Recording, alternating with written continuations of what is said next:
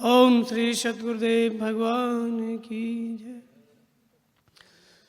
आज शिवरात्रि महोत्सव है, पूरे देश में मनाया जा रहा है, प्रतिवर्ष मनाया जाता है। और जब से भगवान शिव की चर्चा इस धरती पे, तभी से इसको मनाया जाता है। हमारे देश में उत्सवों का मनाने का कारण पूरी दुनिया से भिन्न है। जो भी उत्सव मनाए जाते हैं उनके पीछे मनुष्य कैसे ईश्वर की प्राप्ति करे, कैसे साधना करे, उस विधि को महापुरुषों ने प्रत्येक उत्सव के पीछे लगाया है। हम उत्सव मनाते रहें, कभी न कभी तो हमें वो विधि समझ में आएगी। पहले कहानी सुनते हैं, व्रत उपवास करते हैं, हमारी संस्कृति है। लेकिन धीरे धीरे हमें सत्य का ज्ञान होता है, कहानी के अंदर अर्थ क्या है, किस लिए मनाया जा रहा है, ये बात जब पता चलती है तो हम फिर साधना के मार्ग पर लग जाते हैं। इसी उद्देश्य की पूर्ति के लिए भारतवर्ष के सभी उत्सव मनाए गए।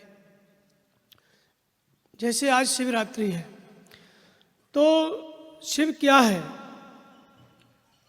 इस धरती पर शिव का क्या महत्व है, हम उसको, उस शिव तत्व को, भगवान शिव को कैसे पहचानें, कैसे उनके स्वरूप को प्राप्त करें और किस तरह से साधना करें।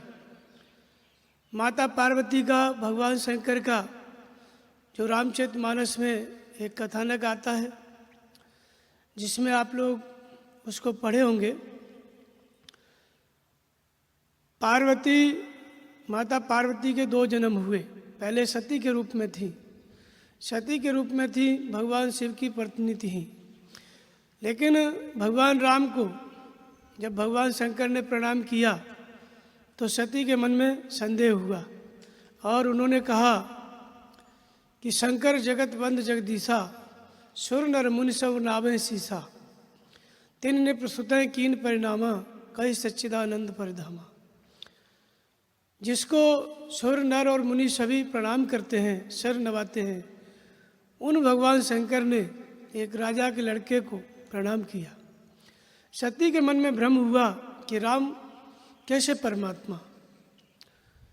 एक स्त्री के विरह में घूमते हुए उनको देखा और भगवान शंकर ने समझा कि भगवान ने अवतार लिया है, प्रणाम किया, मन ही मन समझ गए। लेकिन सती जी नहीं समझ पाई तो भगवान शंकर ने कहा कि देख, जाके समझ लो, जैसे तुमको समझना है वैसे जाकर के समझ लो, जाके परीक्षा लेके देख लो कि राम भगवान है कि नहीं। सती जी गई बड़े उत्साह के साथ, सीता जी का रूप धारण करके। भगवान राम चले आ रहे थे, पीछे लक्ष्मण जी थे सीता की खोज करते हुए। सती जी इस धारणा से गई कि सीता तो मैं हूँ ही, यदि भगवान होंगे तो समझ जाएंगे और राजा के लड़के होंगे तो नहीं समझ पाएंगे। जब सती जी सामने पड़ी भगवान राम के, तो उन्होंने उनके पिता सहित नाम लिया। दक्ष सुता कहो कहाँ ब्रस केतु, विपिन अकेले फिरो के हेतु। सती जी जब सुना कि तो सब कुछ जानते हैं, मैं किसकी पुत्री हूँ, सीता हूँ ही नहीं। लक्ष्मण जी भी समझ गए थे, लक्ष्मण देख उमाकृत भेषा, लेकिन उन्होंने कुछ कहा नहीं, भगवान जाने। सती घबराई, फिर भगवान ने अपनी महिमा दिखाई। जहाँ आँख बंद करके खोलें उधर से ही राम लक्ष्मण सीता आते हुए दिखाई दें। पीछे देखें, पीछे राम लक्ष्मण सीता, आगे देखें, आगे राम लक्ष्मण सीता।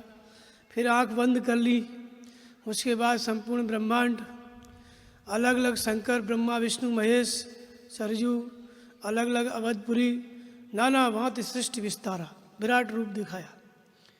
राम रूप दूसरा नहीं देखा, भिन्न भिन्न में दीख सब अति विचित्र हरियान, अंगणित भुवन फिरो प्रभु राम न देखो आन। राम वही थे, बाकी सब अलग अलग, जितने देवता उतनी देवी, अलग अलग लोक, और इतनी महिमा दिखाई। तो सती जी को पश्चाताप हुआ कि मैंने संशय किया, मैं शंकर कर कहा न माना, मैंने शंकर जी की बात नहीं मानी, संदेह किया। और अब जाकर के उनको क्या जवाब दूंगी। गई तो भगवान शंकर ने देखा कि क्या हुआ। तब शंकर देखे उधर ध्याना, सती जो कीन चरित सब जाना। जो कुछ किया सब दृश्य के रूप में आ गया, क्या हुआ क्या घटना घटी सब कुछ शंकर जी जान गए। पर सती जी से पूछा कौन परीक्षा लीन गुसाई, कछुन परीक्षा लीन गुसाई। सती जी से पूछा कि क्या हुआ, परीक्षा लिया, तो फिर झूठ बोल दिया। कछुन परीक्षा लीन गुसाई, कीन प्रणाम तुम्हारे नाई। जैसे आपने किया वैसे हमने भी प्रणाम कर लिया, कोई परीक्षा नहीं। तब शंकर जी ने ध्यान धर के देखा। तब शंकर देखे उधर ध्याना, सती जो कीन चरित सब जाना। समझ गए कि इन्होंने सीता जी का रूप बनाया है, हमारी माता का रूप बनाया है। अब ये मेरे बाजू में नहीं बैठ सकती, पत्नी नहीं रह गई।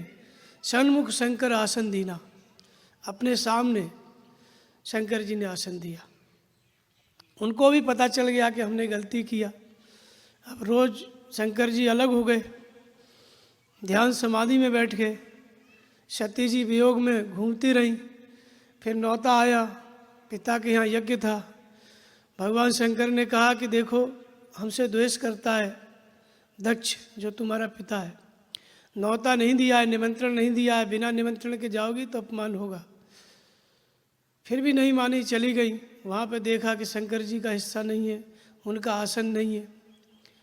तो क्रोध में आकर के सती जी जो यज्ञ का कुंड था, हवन कुंड, उसी में अपना शरीर छोड़ दिया। और फिर मन में संकल्प किया कि जहाँ भी जन्मूँ भगवान शंकर के प्रति अनुराग हो, उनको मैं प्राप्त करूं। सती ने देह त्याग किया। अस्कय जोग अग्नि तन जारा, सभी जो यज्ञ हो रही थी उसमें हाहाकार मच गया।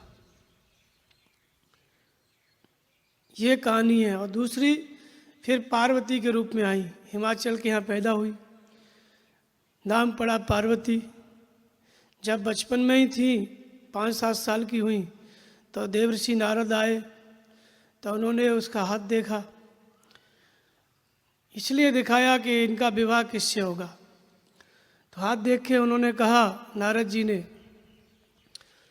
कि इनका जिससे विवाह होगा उसको न घर होगा न द्वार होगा, और बैल की सवारी करेगा, दिगंबर रहेगा, विभूति लपेटे रहेगा। ये सब लक्षण बताए तो उनकी माता घबरा गई कि हमारी पुत्री कुंवारी रह जाए, लेकिन ऐसे वर से हम विवाह नहीं करेंगे।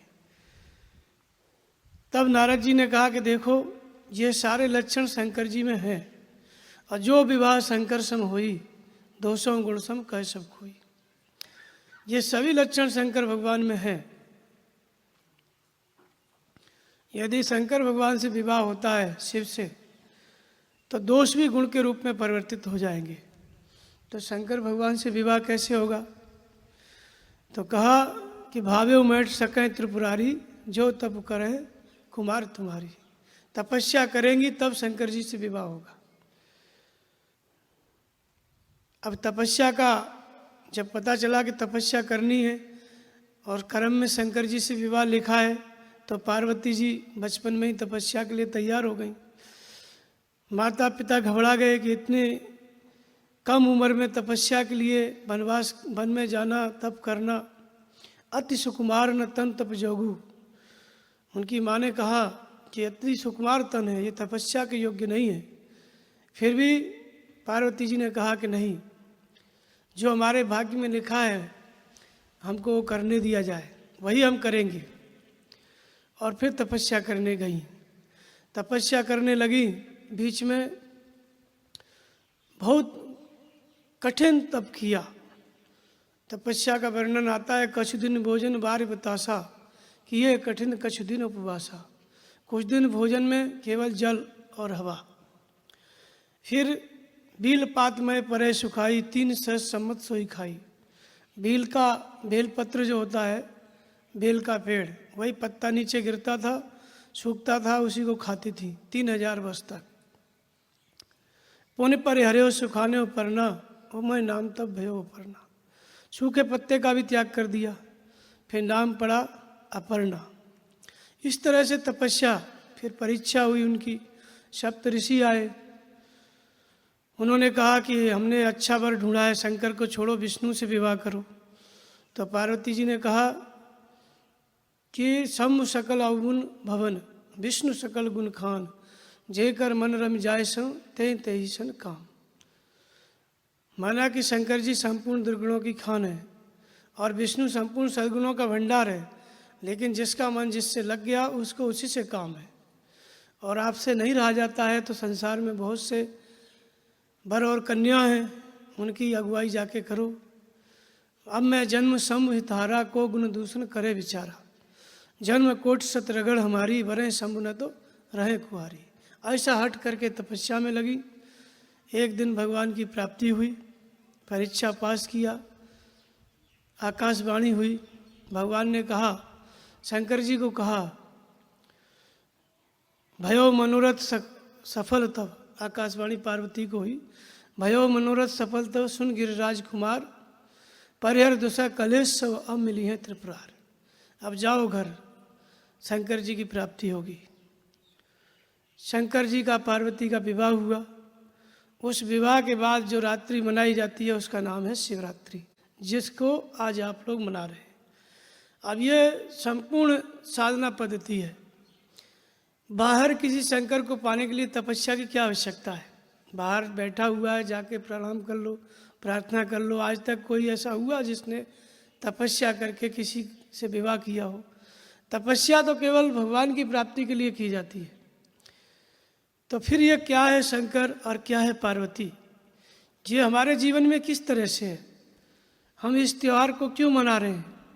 इस कहानी के माध्यम से हमें किस चीज़ की प्राप्ति करनी है? कौन सा तत्व हमें प्राप्त करना है?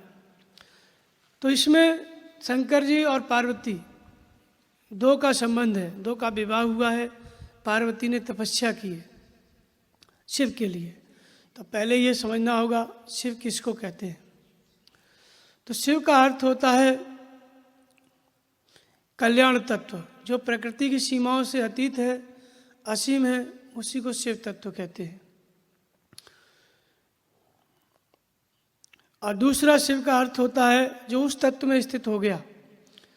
क्या पूजनीयम से तत्वनिष्ठा, जो शिव तत्व में स्थित हो गया वो महापुरुष भी शंकर का स्वरूप है।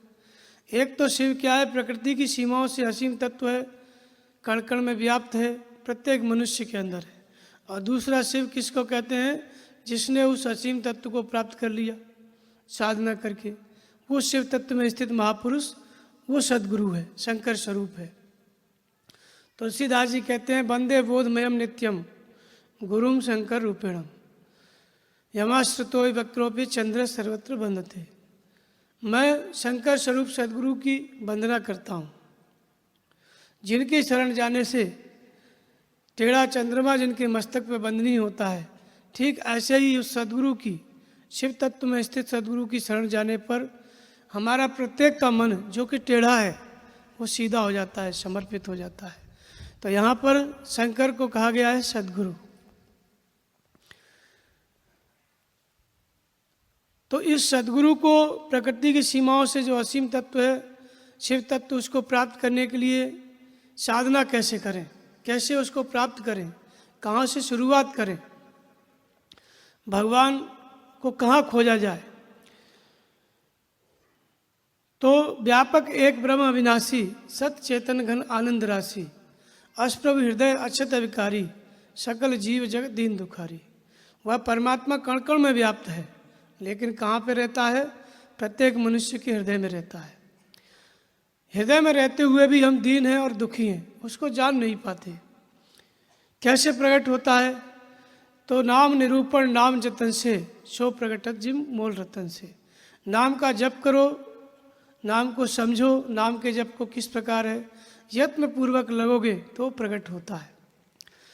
एक स्थान पर भगवान शंकर ने स्वयं बताया कि परमात्मा कैसे प्रकट होता है। उन्होंने कहा कि हर व्यापक सर्वत्र समाना, प्रेम ते प्रकट होए में जाना। भगवान सर्वत्र समान रूप से व्याप्त है। कैसे प्रकट होता है? प्रेम से प्रकट होता है। मैंने प्रकट किया है, जाना है।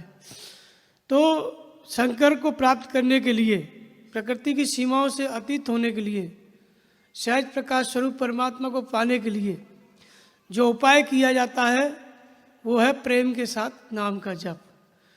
तो ये जो प्रेम की वृत्ति है, प्रेम करने की, इसी का नाम पार्वती है। सत्य ही शिव है जो प्रकृति की सीमाओं से असीम तत्व है, और उस सत्य को, उस तत्व को प्राप्त करने की जो वृत्ति है, जो लगन है, हमारे सब के अंदर है, उस लगन का नाम है पार्वती। उसी को कहते हैं प्रेममयी प्रवृत्ति। प्रेममयी वृत्ति ही पार्वती है। अब प्रेममयी प्रवृत्ति जिसके अंदर होती है वही वास्तव में भगवान को प्राप्त कर सकता है। हमारे सबके अंदर ईश्वर है, करोड़ों की आबादी इस धरती पर है, लेकिन कितने लोग, जैसे पार्वती ने तपस्या किया शंकर की प्राप्ति के लिए, शिव की प्राप्ति के लिए, कितने लोग उस सत्य की, परमात्मा की प्राप्ति के लिए तपस्या करते हैं, कितने लोग उससे प्रेम करते हैं, करोड़ों में कोई एक का दुख का व्यक्ति। तो ये जो पार्वती की तपस्या है और शंकर की प्राप्ति है, विवाह, ये सब उसी साधक की कहानी है। आप लोगों में से जिस किसी के अंदर भी ये लगन जागृत हो गई, प्रेममयी प्रवृत्ति जागृत हो गई, वही पार्वती हो जाता है। तो जब प्रेममयी प्रवृत्ति जागृत हो जाती है, कैसे उस शिव तत्व की उपासना होती है, कैसे भगवान मार्गदर्शन करते हैं। क्योंकि जिस तत्व को हम प्राप्त करना चाहते हैं, प्रकृति की सीमाओं से हम असीम तत्व को प्राप्त करना चाहते हैं, उनसे मिलना चाहते हैं, संबंध जोड़ना चाहते हैं। पार्वती ने शंकर जी से विवाह करने के लिए तपस्या की, तो विवाह माने संबंध होता है। तो ये दोनों, पार्वती कोई और, शंकर कोई और, ऐसी बात नहीं है। आप ही के अंदर जो आपका अंतर्यामी आत्मा है, जिसको ईश्वर कहते हैं, परमात्मा कहते हैं, वही शिव है। और आपकी स्वयं की जो चित्त वृत्ति है, लगन, प्रेम करने वाली प्रवृत्ति, उसी को पार्वती कहते हैं। एक ही शरीर में दोनों विद्यमान है। तो पार्वती का मतलब आप प्रत्येक, जो भी प्रत्येक मनुष्य जिसके अंदर भगवान के प्रति प्रेम हो गया, वो सब पार्वती है। नहीं हुआ है, आगे जागृत हो जाएगा तो फिर पार्वती हो जाएगा। और उस प्रेम के द्वारा जिस तत्व को प्राप्त करना है, जो प्रकृति की सीमाओं से अतीत है, उसका नाम शिव है। वो हमारे ही अंदर है, दोनों हमारे ही अंदर है। तो कैसे शुरुआत होती है? गीता में भगवान कृष्ण ने कहा, ईश्वर सर्वभूतानां हृदय से अर्जुन तिष्ठति ब्राह्म्यान् सर्वभूतानि यंत्रारूढ़ान् माया। ईश्वर कहाँ रहता है? संपूर्ण प्राणियों के हृदय में रहता है। भगवान शंकर को क्या कहा गया है? भूतनाथ। और ईश्वर कहाँ रहता है? संपूर्ण भूतों के हृदय में। भूत माने कोई भूत प्रेत नहीं, भूत माने आप लोग सभी। प्रत्येक शरीर जो दिखाई देता है 5 तत्वों से निर्मित, उसको भूत कहते हैं। जीवित प्राणी को भूत कहते हैं। तो प्रत्येक प्राणी के अंदर उस शंकर का, शिव का निवास है। तो शरण किसकी जाएं? तो भगवान कहते हैं, तमेव शरणम गच्छ सर्वभावेन भारत तत्प्रसादात् परम शांति स्थानम प्राप्यति शाश्वतम्। संपूर्ण भावों से, बाहर जहाँ जहाँ भी हमारी श्रद्धा है, सब जगह से मन को हटा करके हृदय स्थित ईश्वर में जोड़ें। हमने सारी मान्यताएं तोड़ी, हृदय स्थित ईश्वर के प्रति हमारी श्रद्धा जुड़ी गई, बाहर के देवी देवताओं से मन हट गया, तो उससे हमें मिलेगा क्या? तो कहते हैं तत्प्रसादात् परम शांति। उस हृदय स्थित ईश्वर की कृपा से तो परम शांति को प्राप्त करेगा। हम लोग जितने पूजा पाठ करते हैं केवल शांति के लिए, जो भी अनुष्ठान किए जाते हैं इस धरती पे, कोई भी करता है केवल शांति के लिए। और शांति का स्रोत क्या है? तुम्हारे अंदर का ईश्वर, उसी को शिव कहते हैं। तो हृदय स्थित ईश्वर में श्रद्धा स्थिर करना। अब हृदय स्थित ईश्वर में श्रद्धा स्थिर करके उसको कैसे पाया जाता है, कैसे नाम जपा जाता है? जैसे रामचरितमानस में कहा कि नाम निरूपण नाम जतन से शो प्रगटत जी मूल रतन से। नाम का जप करोगे, हृदय का ईश्वर प्रकट हो जाएगा। वही बात गीता में भी कहा, ओम इत्येकाक्षरम ब्रह्म। ओम का जप करो और मेरा स्मरण करो, भगवान प्रकट हो जाएगा। तो ये जो नाम जपने की प्रवृत्ति है, ये नाम का जप 4 प्रकार से होता है, जिसको पार्वती कहा गया। और जो पार्वती ने किया, पार्वती ने तपस्या की, घोर तपस्या की। तो वो तपस्या किस में की जाती है? कहाँ पे मन को लगाया जाता है? तो इसी शरीर में, मानव शरीर में इष्टोन्मुखी प्रवृत्ति जागृत हो गई, प्रेम, भगवान से प्रेम करने की, अपने ही हृदय स्थित ईश्वर से प्रेम श्रद्धा उत्पन्न हो गई। बाहर तो सबका कहीं ना कहीं प्रेम होता है सृष्टि में, वो नहीं, हृदय स्थित ईश्वर के प्रति जो प्रेम है उसका नाम पार्वती है। तो ये प्रेम कैसे होता है? तो 4 प्रकार से नाम का जप होता है। पार्वती का एक रूप बताया रामचरितमानस में कि पार्वती कौन है। जब सीता जी पूजा करने जाती हैं अपने धनुष यज्ञ के समय में, पार्वती की पूजा करने जाती हैं, गौरी पूजन जननी पठाई, तो वहाँ पे तुलसीदास जी कहते हैं कि गौरी ये पार्वती क्या है? तो उसका उन्होंने वर्णन किया कि भव भव विभव पराभव कारण और विश्व विमोहन शुभस विहारिणी।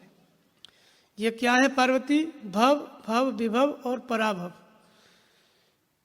ये क्षमता देने वाली है और विश्व को पूरी तरह से मोहित करने वाली, और जो जिसके अंदर ये प्रेम उत्पन्न हो गया, ये वृत्ति उत्पन्न हो गई, वो उसको ये स्ववश कर देती है, संसार से मुक्त करके भगवान के वश में कर देती है।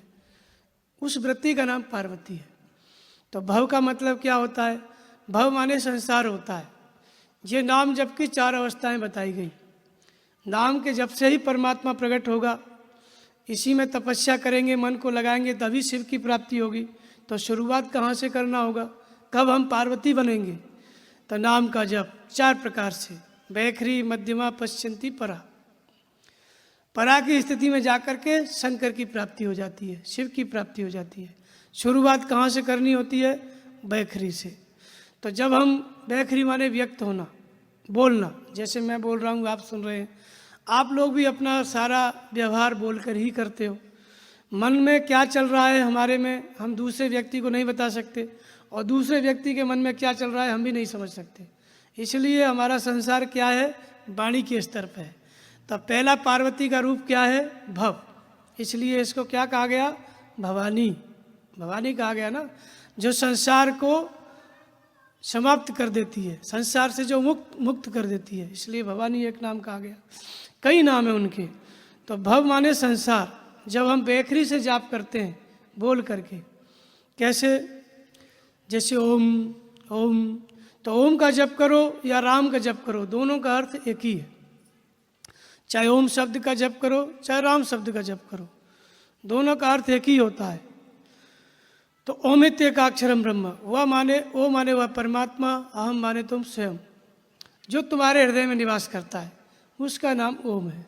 तो बैखरी से हम नाम का जप करते हैं तो हमारे सामने विचार रहता है। जब 10 मिनट आप बैठेंगे नाम जपने तो संसार की भी बातें आती हैं। इसलिए भव बैखरी से जपोगे तब भी भव है, संसार है। फिर भव मध्यमा से जपोगे, धीरे धीरे जपोगे, स्वयं ही सुनोगे, स्वयं ही बोलोगे, तब भी भव है, तब भी संसार है, तब भी विचार पीछा नहीं छोड़ते। और तीसरा है पश्चंती, उसको विभव कहा गया। पश्य माने देखना। जब श्वास से जपने लगोगे, श्वास कब अंदर गई कब बाहर आई, श्वास प्रश्वास से जपने लगोगे, तब थोड़ा मन शांत होता है, लेकिन वहाँ पर भी विभव, भगवान की विभूति मिलती है, फिर भी थोड़ा थोड़ा संसार रहता है, कभी कभी संकल्प आ जाता है। तो पश्चंती में भगवान की विभूतियाँ मिलने लगती हैं, लेकिन फिर भी संसार का विचार रहता है। और चौथा है पराभव। जब परावाणी की पकड़ आ गई, वहाँ पे सांसारिक विचार नहीं रहते, चित्त शांत हो जाता है। जैसे अब कैसे छूटे राम रट लागी, संत रैदास कहते हैं कि अब कैसे छूटे, नाम जपते जपते मन इतना लग गया कि नाम जप से मन हटता ही नहीं है। इसको कहते हैं परावाणी। यही पार्वती की पराकाष्ठा है। नाम जप बैखरी से शुरू करें, परावाणी की स्थिति आ गई, ये जो साधना करने वाली प्रवृत्ति है, इसी का नाम पार्वती है।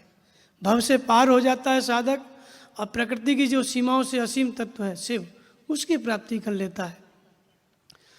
तो इसलिए ये एक प्रकार की साधना की स्थिति है।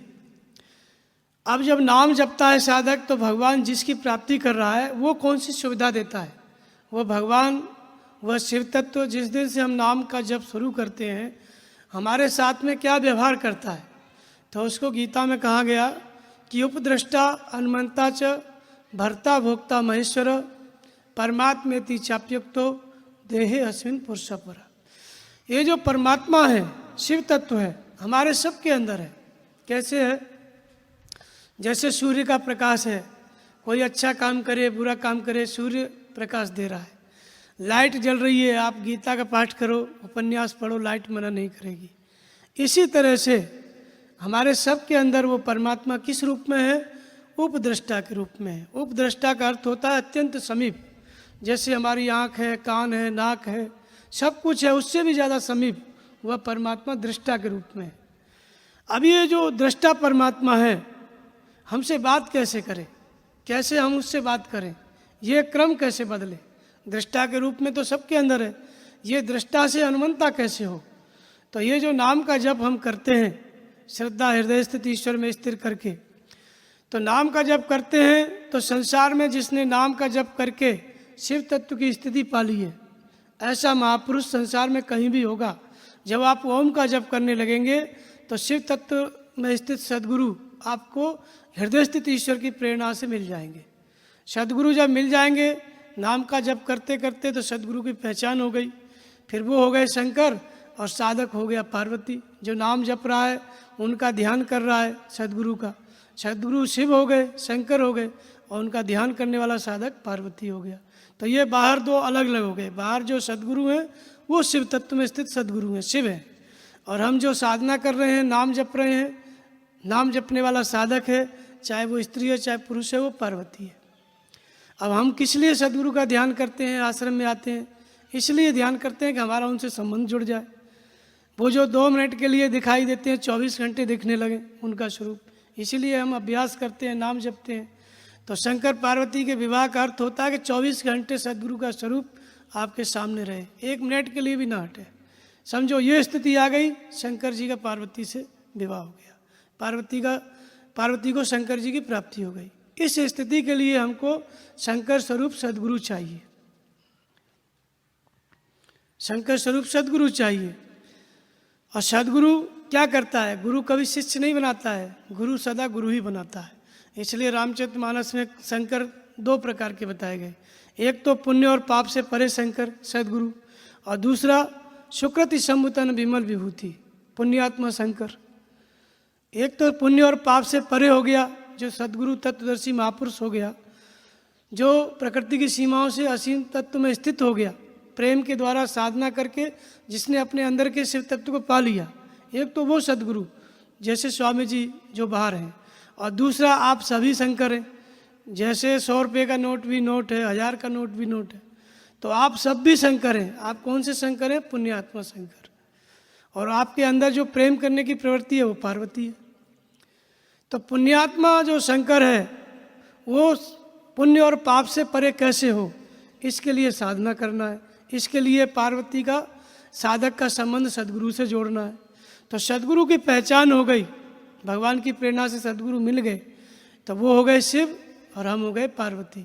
अब ये साधना चालू होती है नाम जप की। नाम जपो और सद्गुरु के स्वरूप का स्मरण करो, इसी में तपस्या करना है। तो पार्वती की तपस्या बताई गई, ये भोजन का त्याग किया, पानी का त्याग किया, पत्तों को खाया, ये सब कुछ आपके अंदर की घटना है। जिस समय आप साधना आरंभ करेंगे, तो आपको साधना जब आरंभ करनी है तो कछु दिन भोजन वार्य बतासा, किए कठिन कछु दिन उपवासा। वायु का भोजन, वायु क्या है? वायु का अर्थ होता है श्वास, जो हमारी श्वास जाती है, हवा है ना, इसी का भोजन करना है। इसी का भोजन करने का अर्थ होता है कि अपने मन को पहले बैखरी से जपो, नाम जप करो, फिर मध्यमा से जपो, फिर श्वास को देखो।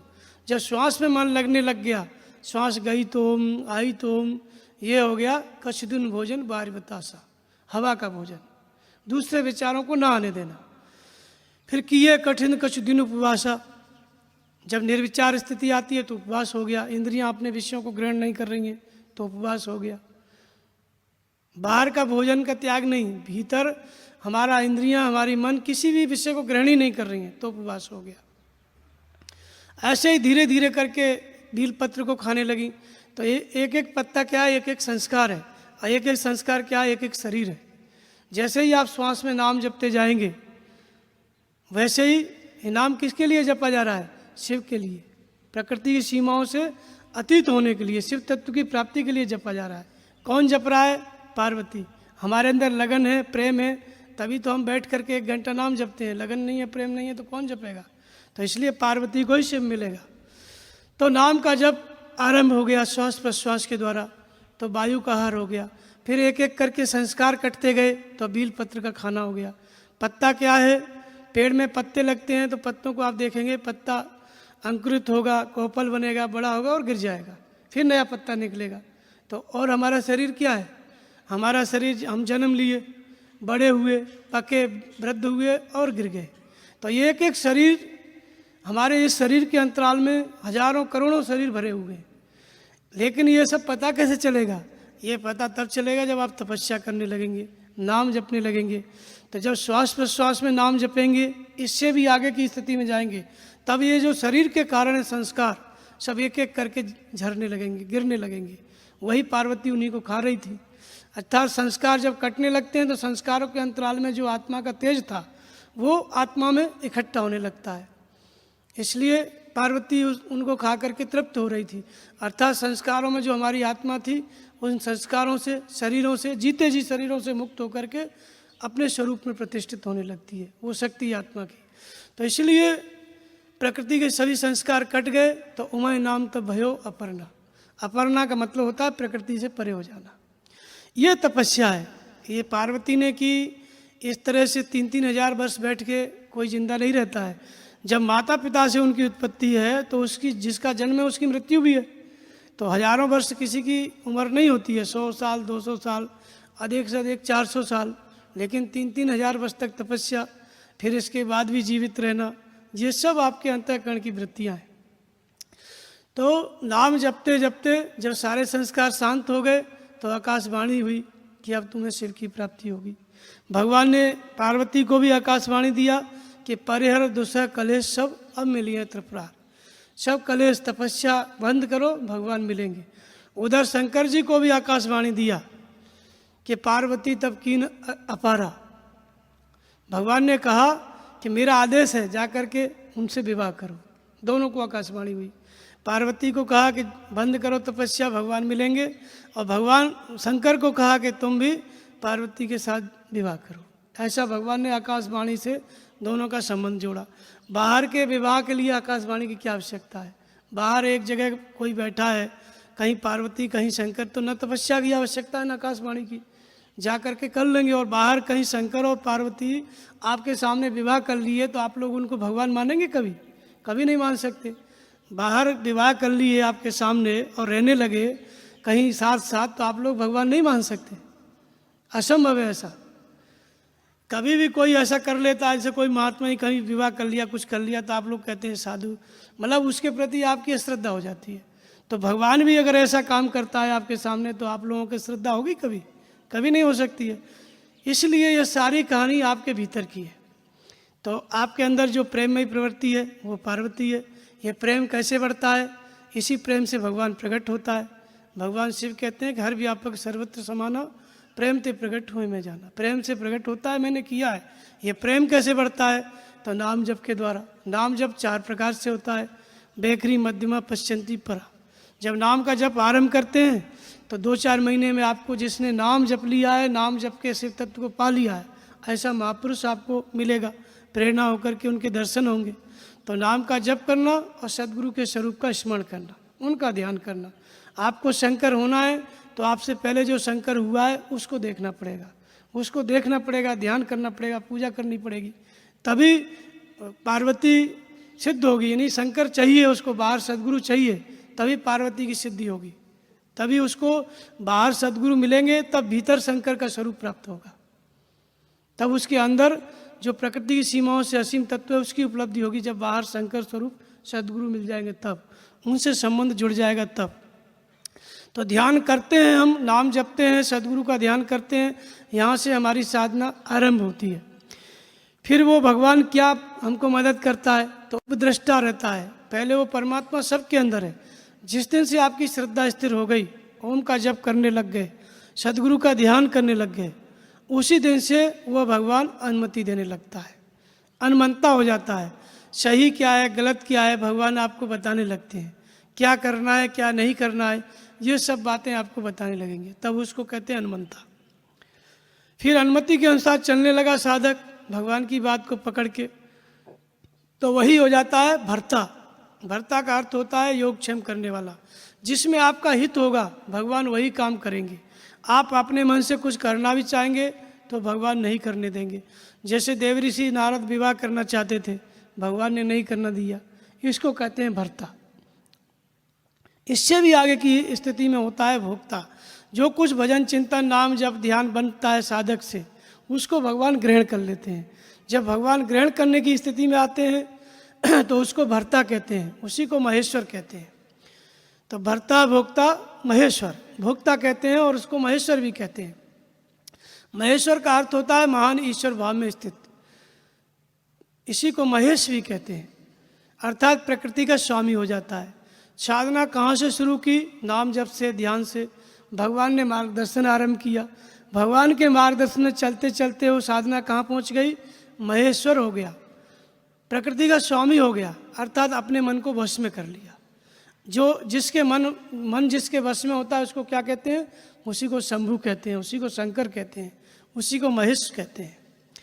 इससे भी आगे की स्थिति में वो वही व्यक्ति परमात्मेति चाप्युक्तो देहे अस्मिन् पुरुषः पुरः। जब भगवत्ता से भी कोई प्रयोजन नहीं रह जाता, कहीं प्रकृति है तभी तो उसका मालिक है, उस प्रकृति से भी कोई संबंध नहीं रह जाता है, भगवत्ता से भी संबंध नहीं रह जाता है, तो वही साधक परमात्मा के रूप में प्रतिष्ठित हो जाता है, शिव तत्व में स्थित हो जाता है, प्रकृति की सीमाओं से अतीत हो जाता है। इस तरह से एक प्रकार ये एक ही साधक के अंतःकरण की स्थिति है, कैसे हमको नाम जपना है, ध्यान करना है और कैसे शिव तत्व को प्राप्त करना है। अब शिवरात्रि क्या है? रात्रि दो होती है, एक तो बाहर आप देखते हैं दिन और रात होता है, दिन के पीछे रात है, रात के पीछे दिन है, जो बाहर संसार में चलता है, जिसको आप रोज देखते हैं। और दूसरी रात्रि होती है या निशा सर्वभूतानाम तस्याम जागृति संयमी। ये जगत एक रात्रि की तरह है। जगत एक रात्रि की तरह कैसे है? तस्याम जागृति संयमी। इस संसार में, इस जगत रूपी रात्रि में कौन देखता है, किसको दिखाई पड़ता है? तो कहते हैं जो संयम करता है वो उसे इस संसार में दिखता है। अब महापुरुष हैं, संयमी हैं, वे हमारे अंदर क्या है बाहर क्या है सब जान लेते हैं। इसी संसार में रहते हैं लेकिन आपके अंदर क्या चल रहा है वो जान लेते हैं, और इसी संसार में रह के हम कुछ नहीं जान पाते।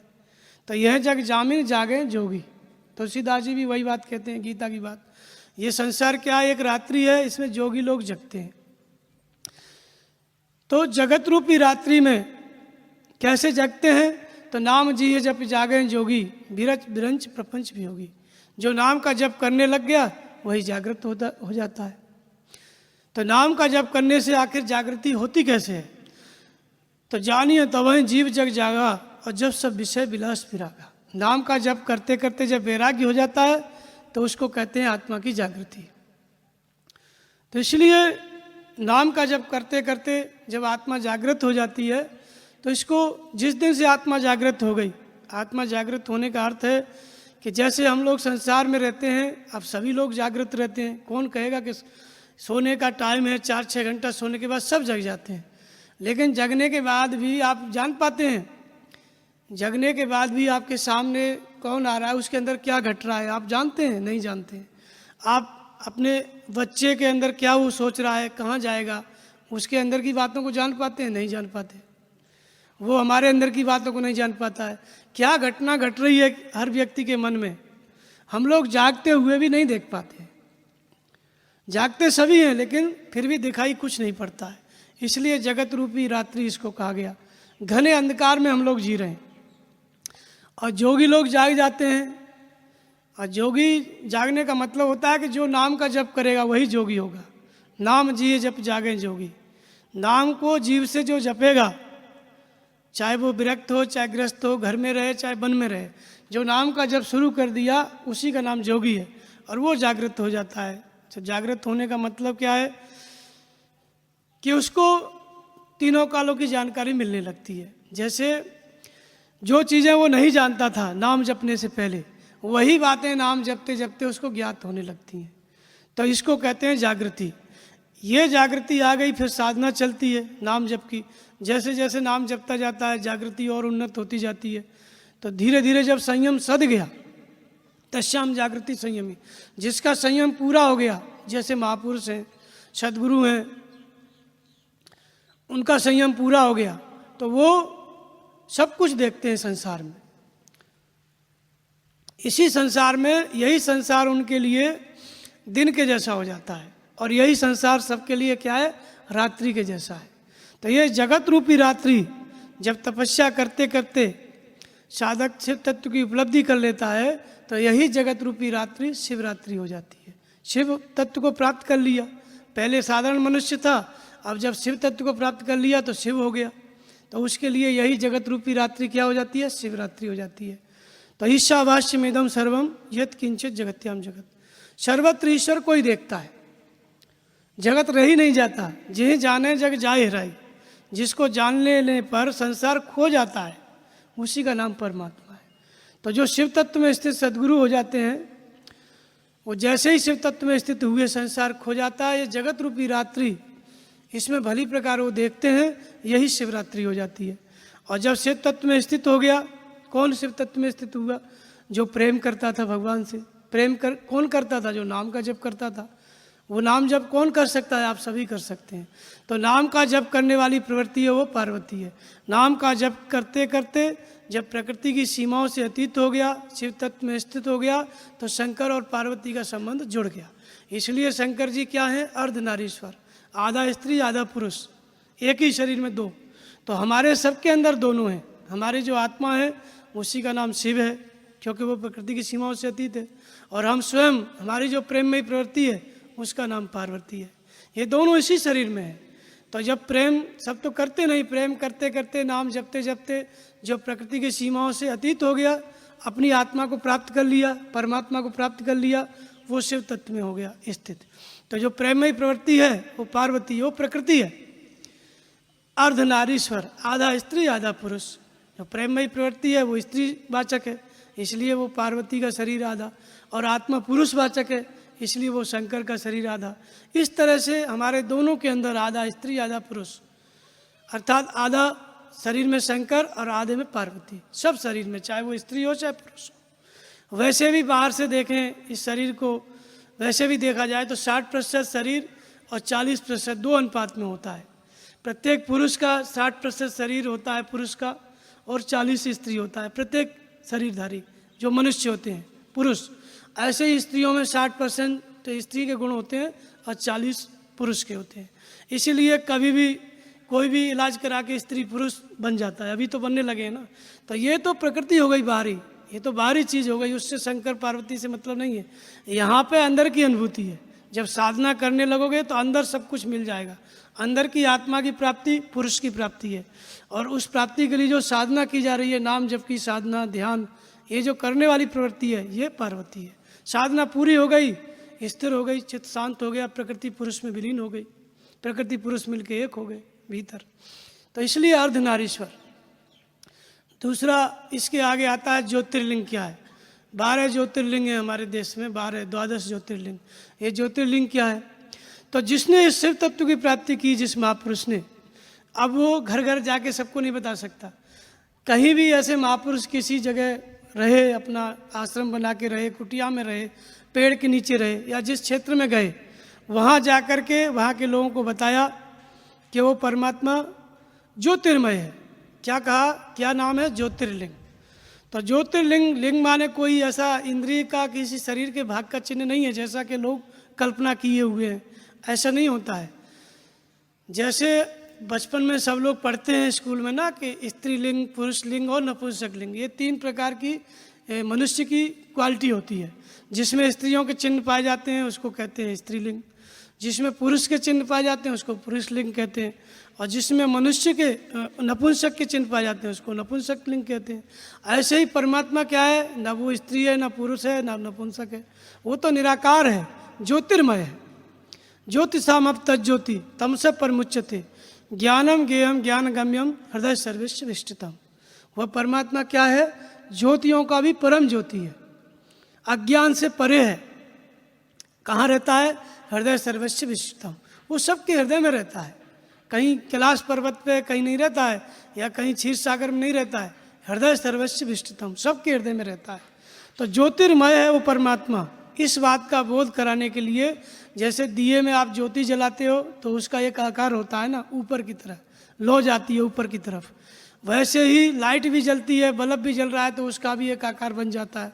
ऐसे ही परमात्मा ज्योतिर्मय है, एक प्रतीक बनाया गया पत्थर का खोद करके, वो परमात्मा ज्योतिर्मय है, न कि किसी शरीर के किसी भाग का चित्र है। तो ज्योतिर्मय होने के कारण ज्योतिर्लिंग। और द्वादश ज्योतिर्लिंग का मतलब होता है कि 10 इंद्रियां और मन और बुद्धि, ये 12 होते हैं। जब 12 का संयम हो जाता है तब उसके अंतराल में वो ज्योतिर्मय परमात्मा प्रकट होता है, इसलिए ज्योतिर्लिंग द्वादश हो गए। तो बाहर तो द्वादश थोड़ी है, शंकर जी की पिंडी हर गांव में एक पिंडी है, कैसे जो द्वादश हो गए बताओ। पत्थर के 12 जो ज्योतिर्लिंग है वो भी पत्थर के हैं। आपके गांव में घर के आगे बना हुआ है वो भी पत्थर का है, दुकान पे छोटा छोटा मिल रहा है वो भी पत्थर का है। तो पत्थर का ही ज्योतिर्लिंग है तो 12 ही क्यों है, वो तो लाखों हैं। इसलिए 10 इंद्रियां और मन और बुद्धि, ये 12 का संयम हो गया, संयम सद जाता है तपस्या करते करते, प्रेम के साथ, प्रेममयी वृत्ति के साथ तप करते करते जब संयमित हो गए तो ज्योतिर्मय तत्व प्रकट हो जाता है इसी शरीर में। अग जगमय प्रभु रहित विरागी, प्रेम से प्रभु प्रकटे जिम्मेदारी आगी।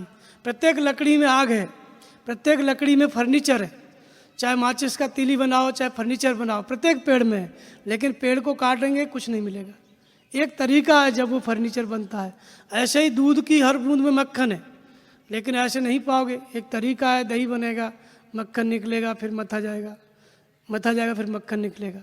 ऐसे ही कण कण में वो परमात्मा है, प्रत्येक शरीर के अंदर है, लेकिन उसका तरीका क्या है, खोजने का प्रेम।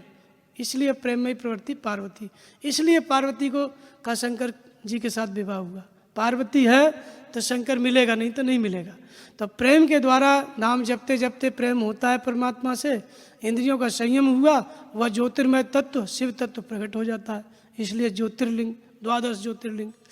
तो ये हमारे अंदर की चीज़ें थीं, लोगों ने बाहर जब अंदर की बातें भूल गई तो बाहर लोग अलग अलग ढंग से पूजा करने लगे।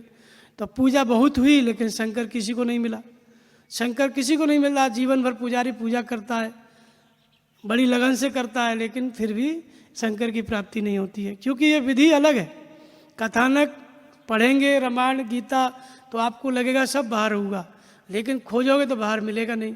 और जिस दिन आप भीतर चले जाओगे, अपने अंदर ईश्वर को मानोगे, नाम का जप करने लगोगे, सदगुरु मिल जाएंगे, उनका ध्यान करने लगोगे, वही शंकर हैं। उनसे हम संबंध पहले बाहर से जोड़ते हैं, आँखों से दर्शन करते हैं, फिर आँखों से जैसे देखा है वैसे ही उनका फिर अंदर ध्यान करो। अंदर जब ध्यान होने लगा, सूरत चित्तवृत्ति सिमट करके प्रेम हो गया, जुड़ गई, सदगुरु के स्वरूप में स्थिर हो गई, तो संबंध जुड़ गया, शंकर पार्वती का विवाह हो गया। तो इसलिए शंकर पार्वती के विवाह की रात्रि उसको शिवरात्रि कहा गया। जब प्रकृति समाप्त हो गई, प्रकृति विलीन हो गई, पुरुष के रूप में परिवर्तित हो गई, प्रकृति साधक सेवक परमात्मा के रूप में बदल गया। जानत तुम्हें तुम्हें हो जाए, जे जाने जग जाए हेराई। ये घटना जब घट गई तब उसके लिए ये संपूर्ण जगत एक रात्रि के तुल्य है। इसी में वो, इस जगत रूपी रात्रि में वो सर्वत्र देखता है, सब कुछ जानता है। तो इसलिए संपूर्ण रात्रि क्या हो गई, जगत रूपी रात्रि शिवरात्रि हो गई। इस रात्रि में वो शिव स्वरूप महापुरुष ही सब कुछ जानते हैं, समझते हैं। जिस किसी को भी शिव स्वरूप की स्थिति पाना है, वो जानते हैं कि इन सब में पार्वती कौन है, तुरंत उसको मार्गदर्शन करेंगे और साधना जागृत कर देंगे। वो भी अपने अंदर के शिव तत्व को पाने के लिए, भीतर के शिव से संबंध जोड़ने के लिए भजन करने लगता है। तो ये विधि जागृत हो जाए, इसके लिए हम लोग शिवरात्रि मनाते हैं। ये संयम की विधि जागृत हो जाए, नाम जप की विधि जागृत हो जाए, इसके लिए शिवरात्रि मनाते हैं। न कि बाहर का किसी प्रकार का कोई त्यौहार जिसको मनाते चले जाओ, कुछ पता ही न चले। ये सब आपके अंदर की घटना है। तो इसलिए शंकर जी का फिर जो स्वरूप बताया गया, जैसे उनकी जटाओं में गंगा बहती है। अब जो शिव तत्व में स्थित हो गया, जो प्रेमी साधक तपस्या करते करते शिव को पा लिया, तो वो जिस तत्व को पाया उसका ज्ञान होगा कि नहीं होगा? तो ज्ञान ही गंगा है, ज्ञान का प्रवाह रहता है। लेकिन ज्ञान हुआ कैसे? जटाओं में गंगा। जटा का मतलब होता है योग। धर्म ते विरत योग ते ज्ञाना। धर्म का आचरण करोगे तो वैराग्य होगा, जब वैराग्य होगा तो योग का अभ्यास करेगा। योग के अभ्यास का अर्थ होता है नाम का जप करना, ध्यान करना, चित्त को एकाग्र करना। जब योग का अभ्यास होगा, चित्त एकाग्र होगा, तो उसके अंतराल से ज्ञान होगा, भगवान की जानकारी होगी। तीनों कालों की जानकारी होगी। ये जो ज्ञान का प्रवाह है ये गंगा है। कहाँ रहता है? योग रूपी जटा, योग के अंतराल में। ये जो जटा होता है वो योग का प्रतीक है। योग की पराकाष्ठा में भगवान कृष्ण कहते हैं कि तत्स्वम नहीं ज्ञानेन सदस्त्रम पवित्र में विद्यते तत्स्वम योग संसिद्धि कालेन आत्मनि विन्दति। ज्ञान के समान पवित्र करने वाला निस्संदेह इस संसार में कुछ भी नहीं है। तो क्या उस ज्ञान को तुम कैसे पाओगे अर्जुन? उस ज्ञान को तू योग के आरंभ में नहीं, वो योग के मध्य में नहीं, बल्कि योग की पराकाष्ठा में। जिस दिन योग पूरा हो जाएगा, भगवान से सूरत जुड़ जाएगी, मन जुड़ जाएगा, दूसरे विचार शांत हो जाएंगे, तब उस परमात्मा का ज्ञान तुम्हें प्राप्त होगा। तो योग पूरा होते ही क्या देता है? ज्ञान देता है। इसलिए योग रूपी जटा, और इसमें किसका प्रवाह है? ज्ञान रूपी गंगा। इसलिए शंकर जी की जटाओं में गंगा बहती है। और चंद्रमा, जिसका मन टेढ़ा होता है ज्ञान प्राप्त हो जाता है, सीधा हो जाता है। किससे? योग में लगने से। इसलिए चंद्रमा भी मस्तक पे। जब गुरु की बातों को, सदगुरु के विचारों को अपने मस्तक में हम धारण करेंगे, तभी हमारा मन जो टेढ़ा है वो सीधा होगा। इसलिए मस्तक पे चंद्रमा है। शंकर जी के गले में क्या है? सर्प है। सर्प कहाँ से आ गए? सर्प जो है, सर्प प्रतीक है संशय का। संशय सर्प ग्रस्यो मोहिताता दुखद लहर कुतर्क भवराता। गरुड़ जी को संदेह हुआ तो काकभूषण जी के पास गए तो पूछा किस लिए आए? तो उन्होंने कहा कि संशय रूपी सर्प ने मुझी को ग्रस लिया, इसलिए संशय के निवारण के लिए मैं आपके पास आया हूँ। तो ये जो संशय होते हैं ना, हर व्यक्ति के अंदर संशय रहता है, लेकिन जो तत्वदर्शी हो गए, जिसने प्रेम के साथ साधना करके शिव तत्व को पा लिया, उसके अंदर संशय निर्मूल हो जाते हैं। उसके अंदर कोई संशय नहीं रहता है, और उस महापुरुष के द्वारा आपके भी संशय दूर हो जाते हैं। इसलिए संशय रूपी सर्प गले में पड़े रहते हैं, काटते नहीं हैं। लेकिन दूसरों को सर्प क्या है? काटता है। अर्थात संशय उत्पन्न होना माने सर्प का काटना। और सर्प गले में पड़ा है अर्थात कोई संशय नहीं, कोई कुतर्क नहीं, सभी संशयों से परे। तो ये शिव का स्वरूप है, ये आपका ही स्वरूप है। आपके सबके अंदर ये क्षमता है। जो भी स्थिति पाएगा वो संशयों से निर्मूल होगा, वही शिव हो जाएगा। त्रिशूल है। त्रिशूल का अर्थ होता है दैहिक, दैविक, भौतिक तापा। 3 तरह का शूल होता है। शरीर का ताप होता है, दैविक ताप होता है और भौतिक ताप होता है। दैहिक ताप क्या होता है? जैसे शरीर में कोई रोग उत्पन्न हो गया तो ये दैहिक ताप हो गया। दैविक ताप क्या होता है? भूकंप आ गया, सुनामी आ गई, अकाल पड़ गया, ये दैविक ताप है, जो दैविक प्रकोप होता है। ये भी एक ताप होता है, दुख होता है। और भौतिक ताप का अर्थ होता है सर्प काट लिया, बिच्छू काट लिया, किसी ने किसी को मार डाला, शेर, बाघ, कुत्ता काट लिया। ये सब भौतिक ताप हैं जो पंचभूतों के द्वारा मिलते हैं। ये तीनों ताप जो है, जिसका पीछा नहीं करते, जो इन तीनों प्रकार के दुखों से ऊपर उठ गया, उसके हाथ में त्रिशूल है। अर्थात वो तीनों शूलों के ऊपर हो गए, इसलिए हाथ में त्रिशूल। उसके बाद उनके हाथ में डमरू होता है। डमरू का मतलब होता है कि भगवान शंकर के डमरू में सभी विद्याएं, सभी व्याकरण उसी से निकले। तो डमरू का अर्थ होता है दृढ़ता। चित्त जिसका हिमालय की तरह अचल स्थिर हो गया, किसी भी प्रकार के उद्वेग से चलायमान नहीं होता है। इतनी दृढ़ता, समाधि में दृढ़ स्थिति होती है, स्थित प्रज्ञ होते हैं, इसलिए दृढ़ता ही डमरू है। और उन्होंने क्या पहन रखा है? बागंबर, ये सब पहने हुए हैं। तो बागंबर का पहनने का अर्थ होता है, बाघ माने बाघ जब दिखाई देता है तो भयभीत होता है आदमी, नहीं होता है भयभीत। तो ये क्या है? प्रकृति, ये क्या है? बाघ का स्वरूप है। प्रकृति का मतलब कोई ये नहीं है जो बाहर दिखता है। प्रकृति माने आपके मन में भरा हुआ विकार। जब मन में कोई विकार आ जाएगा तो उसी से आदमी भयभीत होता है। कोई भी संकल्प आया, किसी इच्छा की पूर्ति के लिए चल दिया, किसी को मार डाला, किसी को कुछ कर दिया, अब डरना पड़ेगा कि नहीं डरना पड़ेगा? पुलिस पीछे लगी है बाहरी रूप से। तो ऐसे ही जो प्रकृति है, इसके कारण हम बार बार जन्म मृत्यु के चक्र में जा रहे हैं, बार बार जन्म ले रहे हैं, मर रहे हैं। ये भयंकर यातना है, ये सबसे बड़ा भय है। किसका भय? मृत्यु का भय। तो ये जो भय है, इसी का नाम प्रकृति है। तो जिसने अपनी प्रकृति को जीत लिया, जो उसका स्वामी हो गया, तो फिर वो बागंबर लपेट सकता है। मतलब बाघ का स्वामी हो गया, शेर का स्वामी हो गया। इस संसार रूपी जंगल में उसको कोई भय नहीं है। तो जिसने अपनी प्रकृति को जीत लिया, इसलिए बागंबर लपेटे हुए हैं। फिर विष को पीते थे शंकर जी, भांग खाते थे, गांजा पीते थे, और ये सब चढ़ाते हैं आप लोग, बेर, भांग, धतूरा, ये सब इसलिए चढ़ाते हैं कि ये उसमें आता है कि वो भांग पीते थे, ऐसी कहानी भी आती है। और गांजा पीते थे, धतूरा खाते थे, ऐसा कहानी है, इसलिए चढ़ाया जाता है भगवान शंकर पे। तो ये सब नशीले पदार्थ हैं। नशीले पदार्थ को बाहर कोई पीने लगे तो आप किसी को नहीं मानेंगे, भगवान भी पीने लगे आकर के सामने ना तो भी उसको नहीं मानेंगे। ये सब चीज़ें अंदर की हैं, तो ये नशा है। तो सभी नशे संसार के उतर जात प्रभात, सुबह होते ही उतर जाते हैं। गांजा पियो, भांग पियो, चरस पियो, 2 दिन से ज़्यादा कोई नशा नहीं चढ़ता है। लेकिन नाम खुमारी नानका चढ़ी रहे दिन रात। जिसको नाम जपने का नशा चढ़ गया वो दिन रात चढ़ा रहता है। सूरत कलारी भई मत पारी, मदवा पी गई बिन तोले, ये मन मस्त हुआ तो क्यों डोले। संत कबीर ने इस पर ज़्यादा जोर दिया है। सूरत को कहा गया है कलारी, कलार वो होते हैं जो शराब बनाते हैं, शराब देते हैं। तो संत कबीर कहते हैं ये सूरत क्या है, ये कलारी है। और ये भगवान के नाम का रस इतना पी गई, बिना तोले पी गई कि मस्त हो गया। तो ये नाम का एक नशा है, नाम का जप। तो नाम जपते जपते जिसको ईश्वर का ज्ञान हो गया, परमात्मा का ज्ञान हो गया, फिर वो स्थिति से चलायमान नहीं होता है। सर्वत्र ईश्वर को देखने लग गया, वो एक नशा है, वो कभी उतरता नहीं है। तो ज्ञान ही गांजा है, जिसको मिल गया उसी को ये नशा रहता है। इसलिए गांजा भी चढ़ाते हैं शंकर जी को या पीते हैं। भजन ही भांग है, ये ज्ञान हुआ कैसे, दिन रात भजन से। तो भजन कर निस दिन टूटे न तार, रात दिन ध्यान करते करते, भजन करते करते, ये भजन भी एक नशा है। तो भजन करते करते जिसको स्थिति मिल गई उसको ये भजन का, ध्यान का नशा हो जाता है।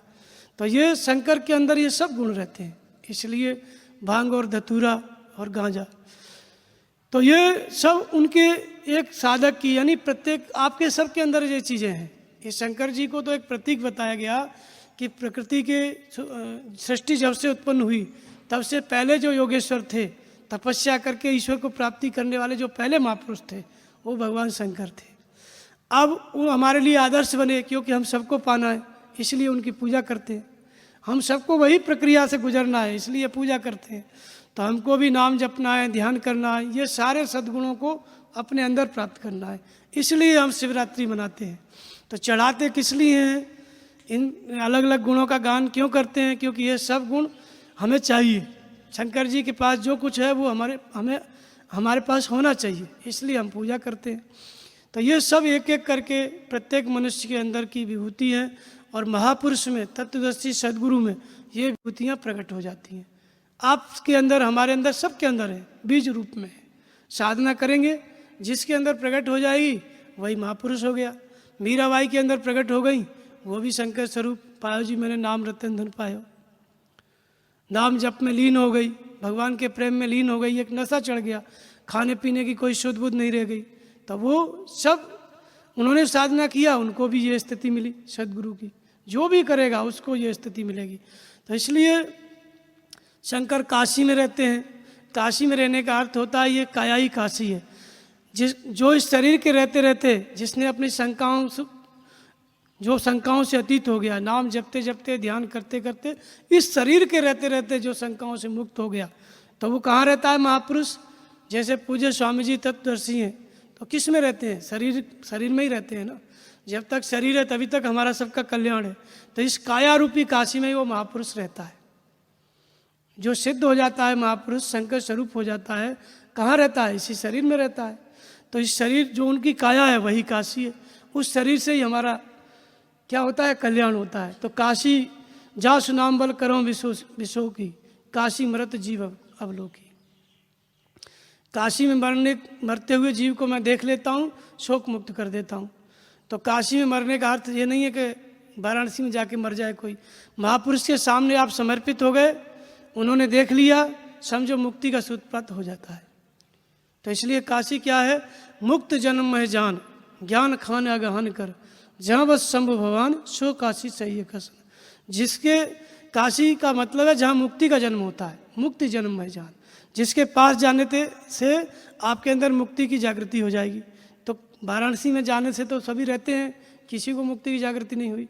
लेकिन महापुरुष के सामने आप आओगे कब, जब तक महापुरुष शरीर से हैं तब। शरीर छूट गया तब कुछ नहीं होगा। जब तक आप उनको आंखों से देख सकते हैं तभी तक वो काया रूपी काशी में है। उनके पास जैसे ही आप समर्पित होगे, आपके अंदर मुक्ति का जन्म हो जाएगा। उसी दिन से आप मुक्त होने लग जाओगे संसार से। थोड़ी मात्रा में जितना भजन करोगे उतना ही मुक्त।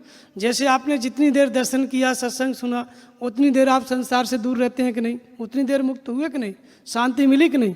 ऐसे ही ये प्रक्रिया रोज करेंगे तो रोज मुक्ति आपके पास आती जाएगी, मुक्ति बढ़ती जाएगी, मुक्ति के नज़दीक होते जाओगे और चित्त रुक गया, एकाग्र हो गया, पूर्ण मुक्त हो जाओगे।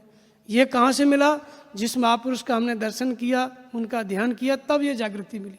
तो मुक्ति जन्म में जान, ज्ञान की खान है, ज्ञान मिलता है उसी महापुरुष से, पापों का विनाश होता है उन्हीं के ध्यान से, और वहीं पे शंकर जी का निवास है। तो ये काया रूपी काशी जिसमें शंकर जी रहते हैं। फिर वो शंकर जी कैलाश में भी रहते हैं। एक ही आदमी दो जगह कैसे रहेगा, काशी में भी कैलाश में भी। तो कैलाश का मतलब होता है केवल स्वरूप में स्थित। जैसे शरीर के रहते रहते ये स्थिति मिलती है, तो कौन सी स्थिति मिलती है, क्या स्वरूप होता है? केवल। केवल का अर्थ होता है सब कुछ विलीन हो गया, केवल परमात्मा ही शेष रह गया। शरीर के रहते रहते ऐसी स्थिति आई कि सब कुछ विलीन हो गया, केवल शिव तत्व ही शेष रह गया। तो जो केवल स्वरूप है उसी का नाम है कैलाश, उसी में वो महापुरुष स्थित रहते हैं। तो इस तरह से जितनी भी बातें बताई गई शंकर भगवान के विषय में, ये सब एक महापुरुष के अंदर पाई जाने वाली विभूतियाँ हैं। और जब एक महापुरुष में ये विभूतियाँ प्रकट हो सकती हैं जो कि मनुष्य शरीरधारी है, तो आपके सबके अंदर ये प्रकट हो सकती हैं। इसलिए माता पार्वती के अंदर भी ये विभूति प्रकट हुई, वो भी शिव का स्वरूप बनी, मीराबाई भी बनी, संत रैदास, संत कबीरदास, जितने महापुरुष हुए सब शंकर का स्वरूप हुए। भगवान कृष्ण, भगवान राम, बुद्ध, महावीर, ये सब शंकर थे। और इन्होंने जो तपस्या करने के लिए जो नाम जपा, ध्यान किया, वो जो वृत्ति थी वो इन सब की वो पार्वती थी। और ध्यान करके नाम जप के जिस चीज़ को प्राप्त किया उसका नाम शिव था। वो प्रत्येक व्यक्ति के अंदर वो चीज़ है, और प्रत्येक व्यक्ति उसको नाम के जप के द्वारा, हृदय स्थित ईश्वर में श्रद्धा स्थिर करके, सद्गुरु के स्वरूप के स्मरण के द्वारा ये प्रक्रिया रोज करता है, तो प्रत्येक व्यक्ति उस शिव तत्व को प्राप्त कर लेगा। और जिस दिन सिद्धि मिल गई उसी दिन उसके लिए शिवरात्रि हो जाएगी। और जिस दिन से हम साधना शुरू करते हैं नाम जप की, प्रेम के साथ नाम के जप की, उसी दिन से शिवरात्रि की शुरुआत हो जाती है। जगत रूपी रात्रि में उसी दिन से हमको दिखाई देने लगता है। और एक दिन जब चित्त शांत हो गया तो सारा जगत रूपी रात्रि शिवरात्रि के रूप में बदल जाती है। बोलिए श्री सद्गुरुदेव भगवान की जय।